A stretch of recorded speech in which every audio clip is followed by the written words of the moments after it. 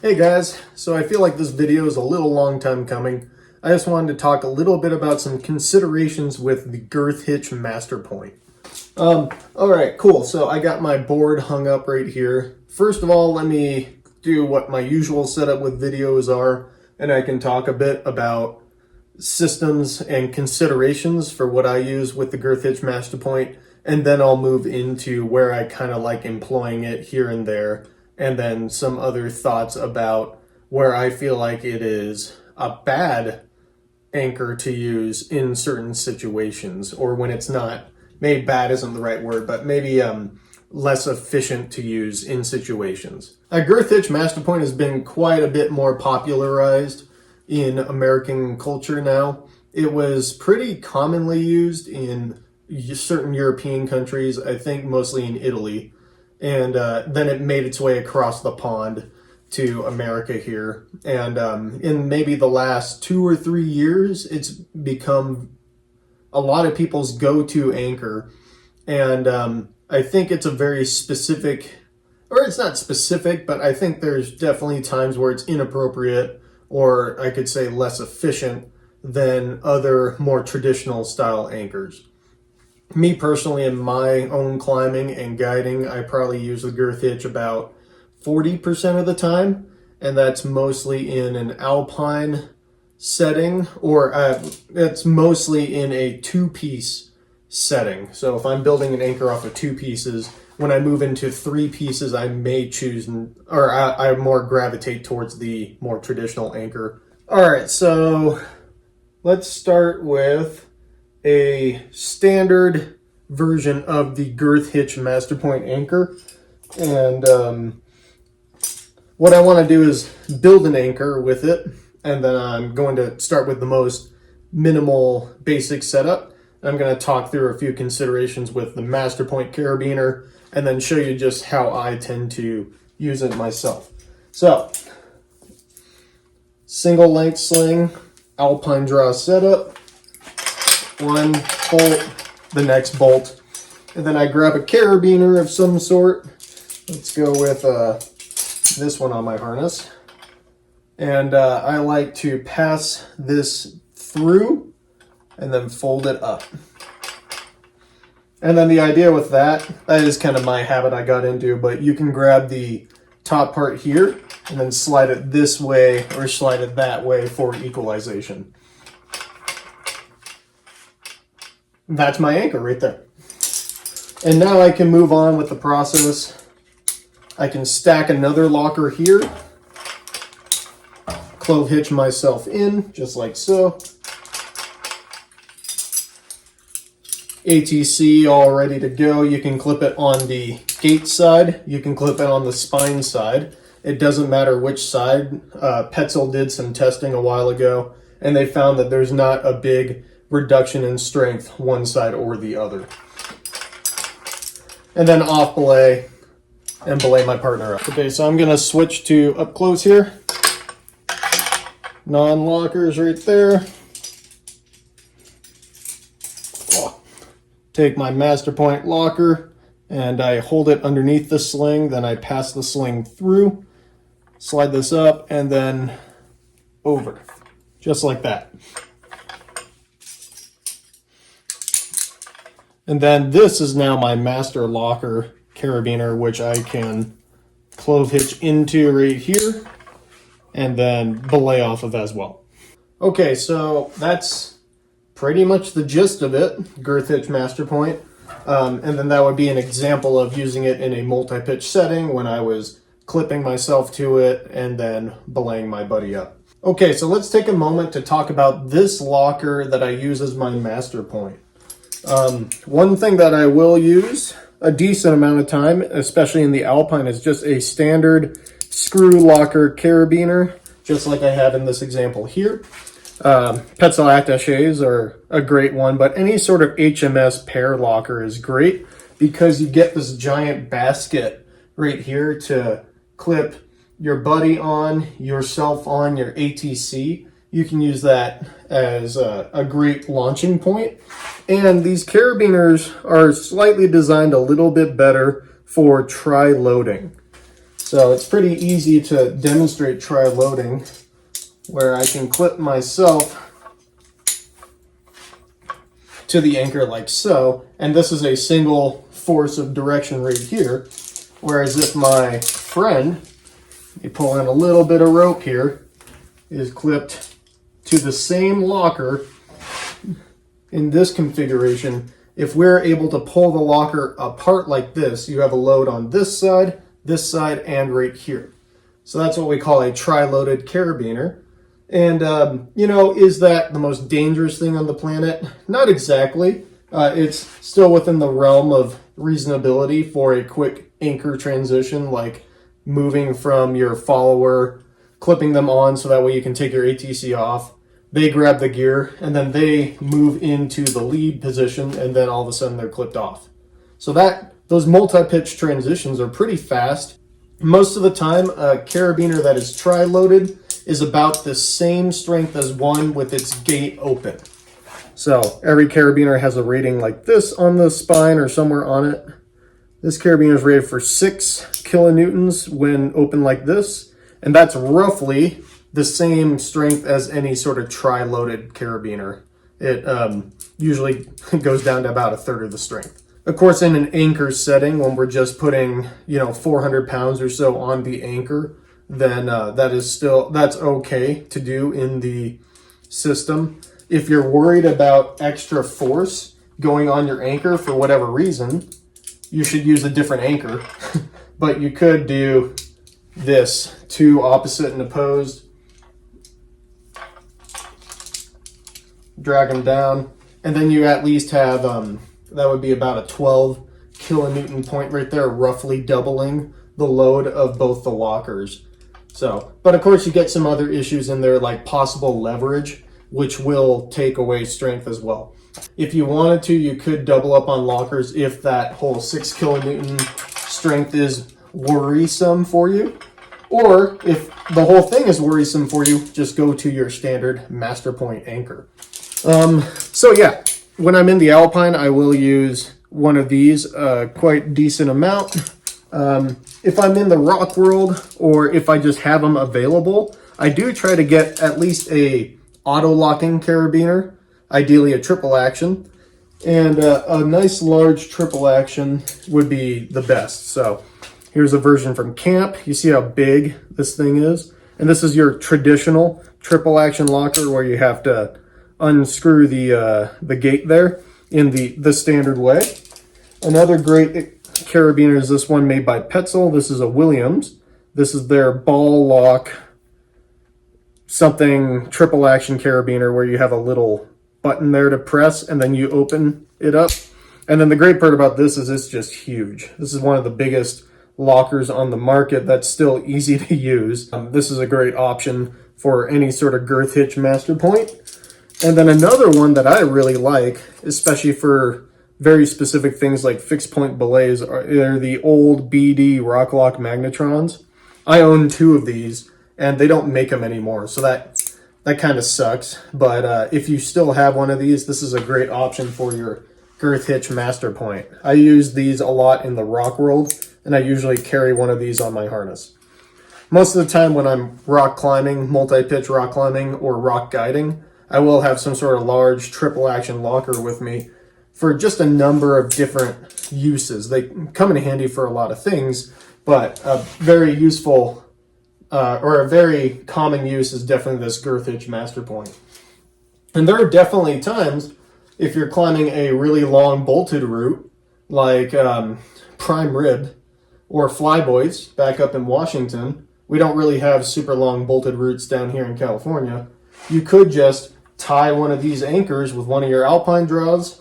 You get a good solid triple action locker right here. Like something like this. And that can be your anchor the entire way up the climb and the entire way down. You have 2 of these set up and you're good to go up or down. It's actually a pretty nice and compact system right here. Super easy for clients to clean because they just take this thing off. Maybe clip one carabiner to the other on their harness with all the other quick draws, and then you just have something ready to go. If you want it more compact, then just clip the same thing. It's no big deal. Yeah, so those are kind of the lockers that I would urge people to use, more or less. Again, there's nothing really wrong with just using your classic spin or a single action locker. Just sort of watch it if it's spending any large amount of time. But again, in a multi-pitch setting, it's not really that big of a deal. Let's say I don't have any alpine draws for whatever. I used them all on the climb or the pitch or whatever. And I have my double length sling. Well, this is where you can take two carabiners again. You clip it right here. You do the exact same thing with the double length. Pull this thing out. Make your whole girth hitch, and then you're good to go. But check out how long that is. See this? This is where life becomes inefficient. And I see a lot of people using the girth hitch anchor with really long slings. And even though the anchor is arguably more efficient to deal with, setting up and tearing down, you lose so much efficiency with your stance. This is the same argument I tell everyone out there, like, you know, the lower the master point, the less you can belay. And so if you're on a big ledge, this doesn't matter that much. But if you're on a small sitting point, building your girth hitch point here, and you only have a little bit of room to pull in rope, it's super inefficient. And so that's where I see a lot of people building inappropriate anchors in the real world, is when they have usually a super long piece of material. The Salford is really simple. I mean, you could have the smaller piece of material for sure, or you can always pass this end through here and then bring it down into all these different V's, and then pass the carabiner up through. And look at that. Look at how much of an elevation change I just made with one little loop going through. So this already is a more functional anchor for me to work with if I'm in a smaller ledge. I did the same trick with the single length sling, and now I got the smallest anchor ever. This would be epic if you could just clove hitch yourself in right here. You can belay up any speed of climber just by doing that little pass through right there with these carabiners. The smaller the material, the more your friend when your pieces are closer together.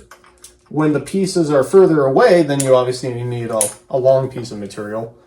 But if you got to find a way to keep that anchor as compact as possible. Let's actually keep on rolling with that anchor for a second here. Let's talk about ways how to clip ourselves into this anchor, just different options. The first one I already showed you is where you have your separate locker, and then you have a spot to belay your buddy with, and then when your buddy gets up there, they have their locker, and you take out your ATC. So this is pretty classic right here, is just having that full-on master point locker. This is a really great option if you're planning on block leading. And so this way, once my buddy gets up here, he hooks himself into this locker, we do all this stuff, and then I can just take this thing out, take my carabiner, and then the only thing that's left is my buddy while I go off and climb the next pitch. Another way that's slightly more effective in terms of gear is if you're swinging leads, I could actually clip myself into this master point locker right here. So that's definitely a bit more clean. You don't have one extra carabiner in the system. And then I would do the same thing where I belay my friend up on the ATC. When they get up to me, the standard transition is they clove hitch into a separate locker, and it's just sitting on top of my clove hitch. It'll look something like this. There you go. So you just have two clove hitches stacked like that. Once I led this pitch, I give him all of my gear that he's going to use. I put him on belay, backside of clove hitch, and then he can unclip himself. He'll take his locker, and then I start belaying him up, and I'm just sitting on this locker. The great part about this is I don't really have one extra locker in the system. Maybe we're sharing those throughout the climb, so he needs that extra one to use on the anchor above. And it is just a tiny bit cleaner. This is not really a technique I would use in block leading, because after I get my gear and transition to being on belay, opening up this carabiner and popping myself out exposes my friend to pop out as well, especially if the rope gets tangled up in this carabiner or something. So instead of exposing the entire group to risk, that's where you want to add in another locker. The idea is that the basic rule of thumb would be you don't open up this master point locker until you're on belay from above or ready to move. You know, you shouldn't be setting yourself up so that way you have to keep constantly open and close this master locker for whatever reason. It just exposes the entire group to a whole lot of risk. So if you're ever worried about that or want to maintain the maximum amount of versatility in the system, then you gotta clip in with a separate locker. What exactly would be my most standard anchor I use apart from the Girth hitch is just your standard like equalized anchor.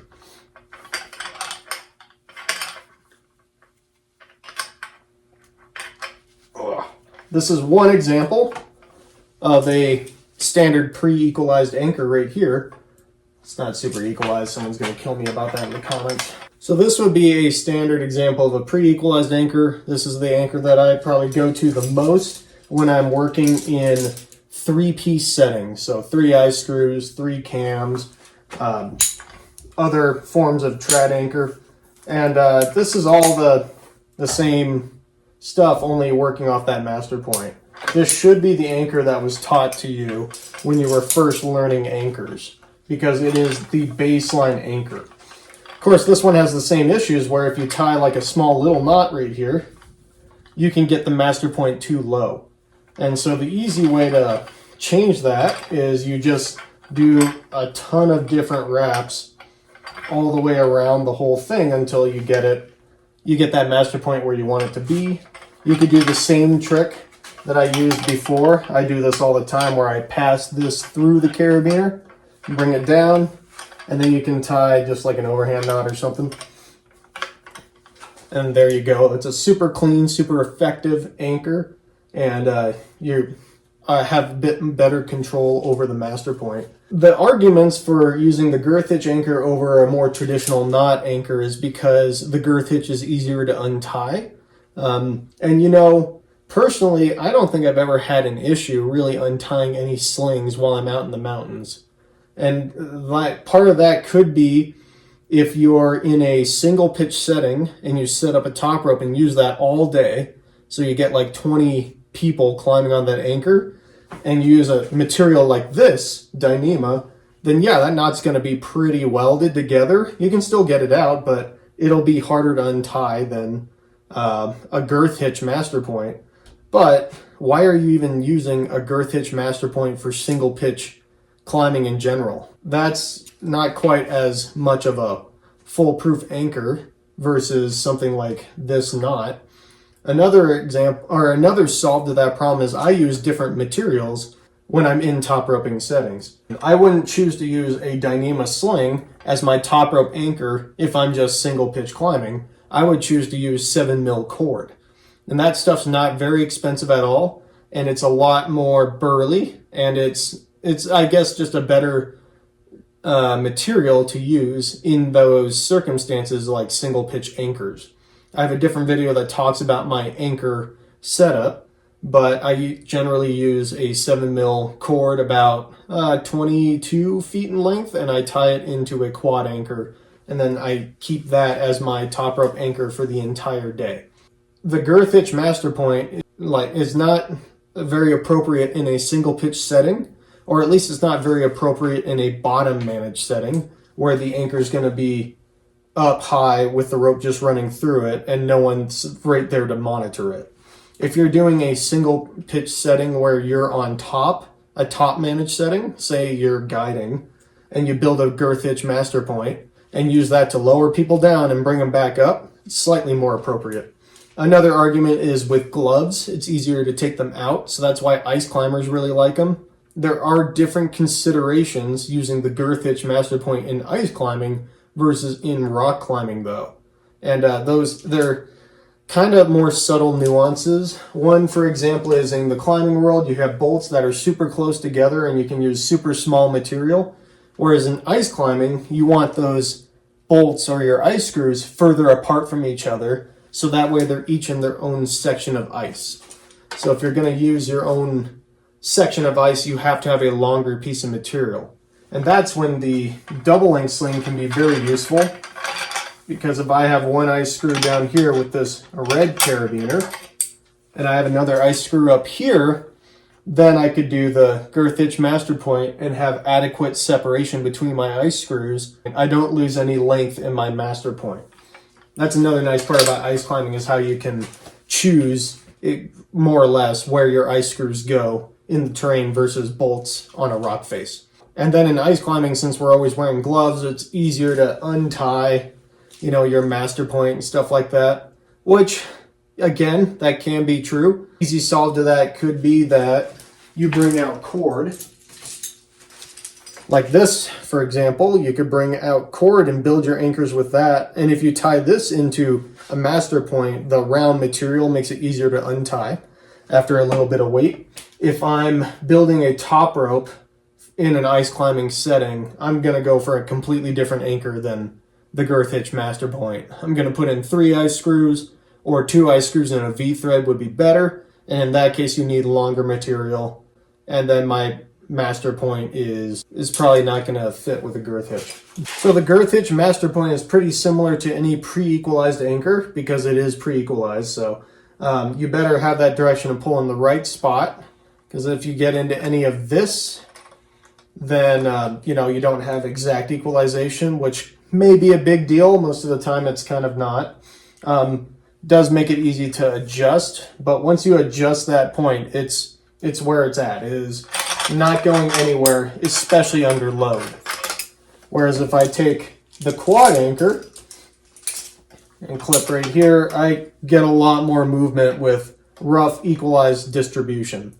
So if you are using an anchor like 2 ice screws, and you can spread out the weight between 2 ice screws, if you're in a single pitch setting and you're going from top rope to top rope, you can just unclip this. And even if you go to a different anchor that's slightly offset, you don't exactly have to retie your quad anchor. You may have to move some knots around, but it is kind of set up for the day.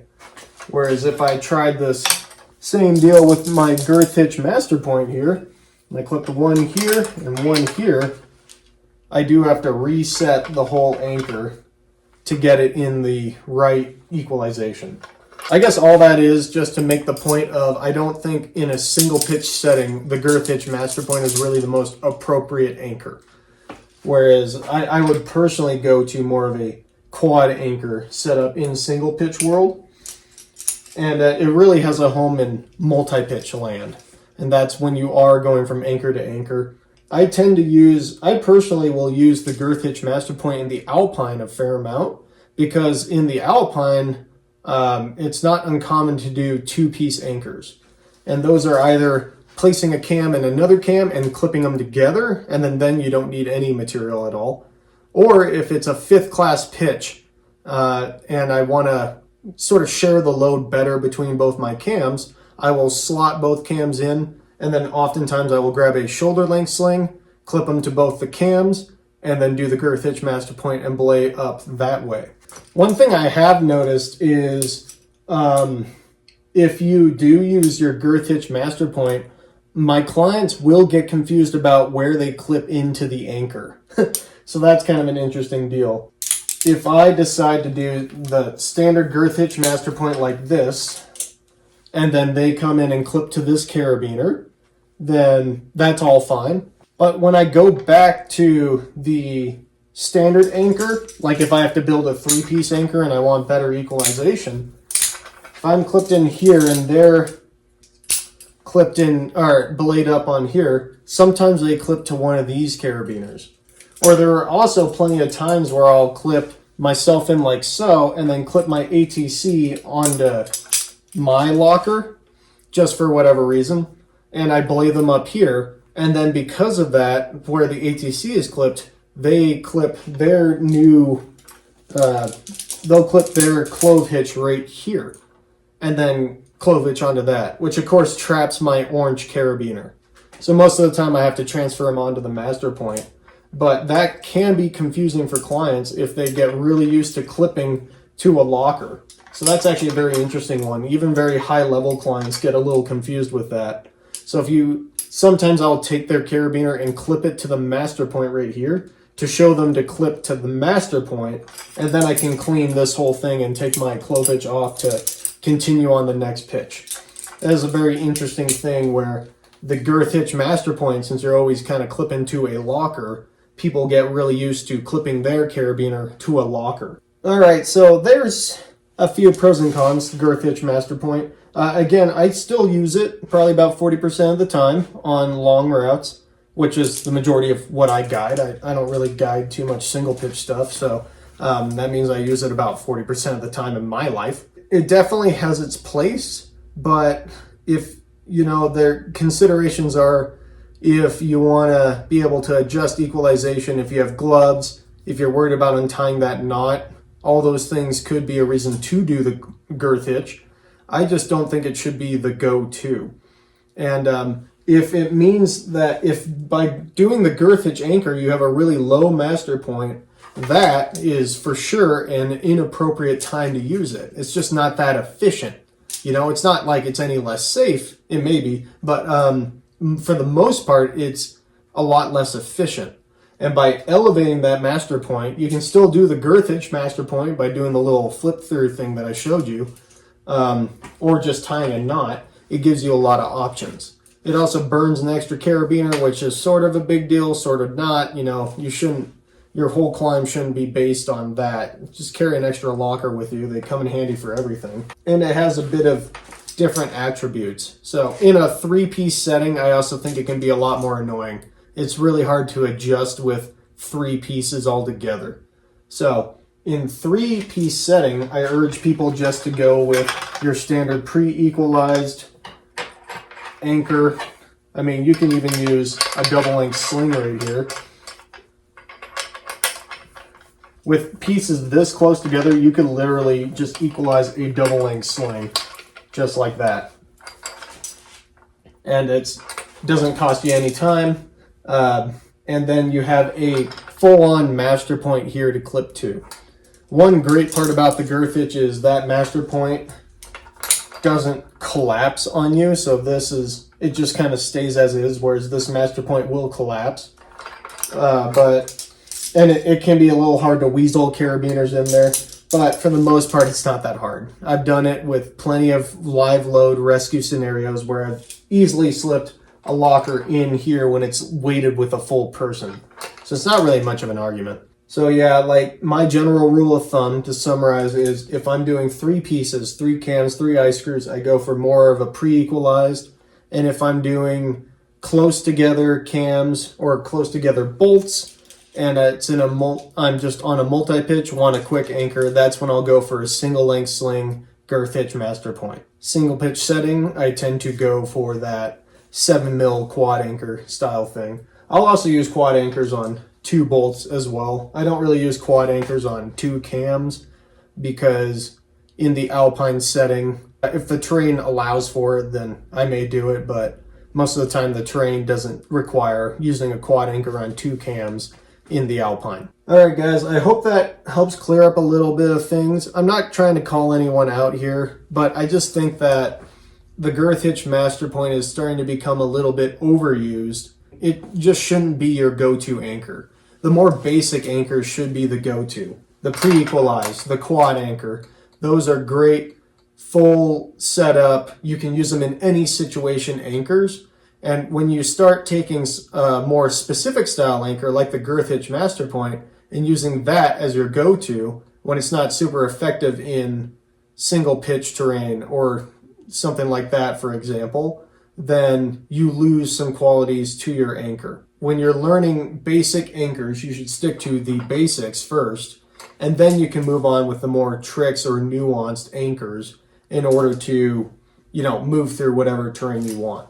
So that's kind of like my final little spiel there. If you like what you see, consider subscribing. You can follow me on my website or on Instagram. Both of those links are somewhere at the end of the video or in the description. Stay tuned for more stuff. I talk about more in-depth, higher level skills like this all the time. So keep watching if you liked my rambling, and I'll see you in the next one.